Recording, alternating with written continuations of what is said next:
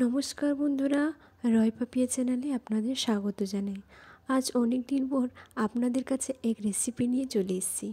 এই রেসিপিটির নাম হলো ফ্রাইড রাইস। আপনারা নিশ্চয়ই নিজেদের ঘরে রান্না করেছেন, তাও আমি আমার মতো করে একটু চেষ্টা করছি। দেখুন ফ্রাইড রাইসটি করতে আমাদের এখানে কী কী লাগছে। আমাদের এখানে লাগছে বাসমতি চাল। এই চালটিকে আমরা ভালোভাবে জল দিয়ে ধুয়ে নেব। দেখুন কীভাবে ধুয়ে নিচ্ছি।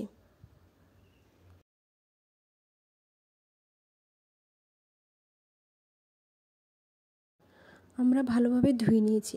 এবারে রাইস কুকারে আমরা চালটিকে দিয়ে দেব।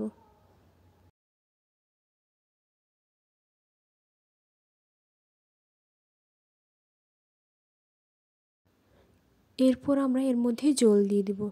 জল দেওয়ার পর কিছুক্ষণ ভিজিয়ে রাখব।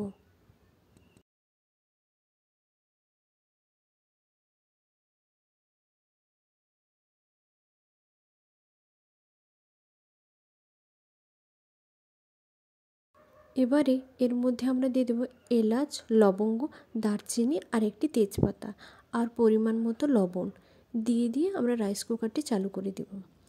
এবারে আমাদের লাগছে ফুলকপি, বিনস, ক্যাপসিকাম, গাজর আর লাগছে মটরশুঁটি। কড়াইটি গরম হয়ে এলেই এতে দিয়ে দেবো ঘি। ঘি দেওয়ার পর কেটে রাখা গাজর, বিনস, ক্যাপসিকাম এইগুলো আমরা সব কিছু ভেজে আনবো। পরিমাণ মতো একটু লবণ দিয়ে দেবো।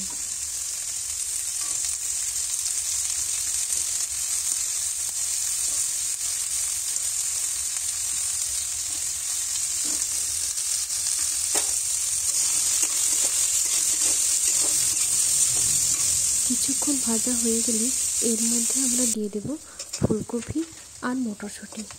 তারপরে একসঙ্গে এগুলিকে ভেজে আনবো।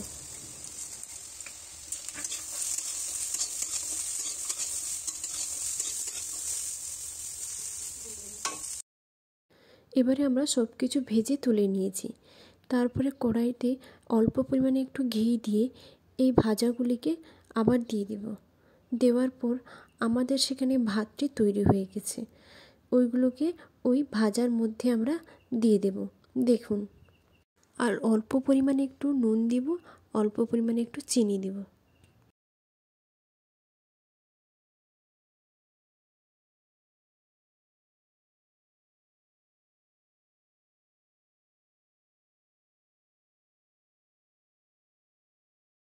দেখুন ভাতটা খুব সুন্দর ঝরঝরে হয়েছে। এটিকে আমি এর মধ্যে দিয়ে দিলাম। এবারে আমরা ভালোভাবে মাখিয়ে নেব।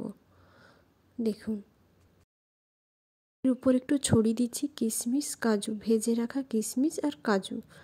এবারে ভালো করে মাখিয়ে এর উপর চারিদিকে ঘি ছড়িয়ে দিলেই আমাদের তৈরি হয়ে যাবে আজকের রেসিপি ফ্রাইড রাইস। দেখেছেন ফ্রাইড রাইসটা কি সুন্দর দেখতে লাগছে। যদি আমার এই রেসিপিটি ভালো লেগে থাকে, আপনারা আপনাদের ঘরে নিশ্চয়ই ট্রাই করবেন। ট্রাই করে বলবেন কেমন হয়েছে, কমেন্টে কিন্তু জানাবেন।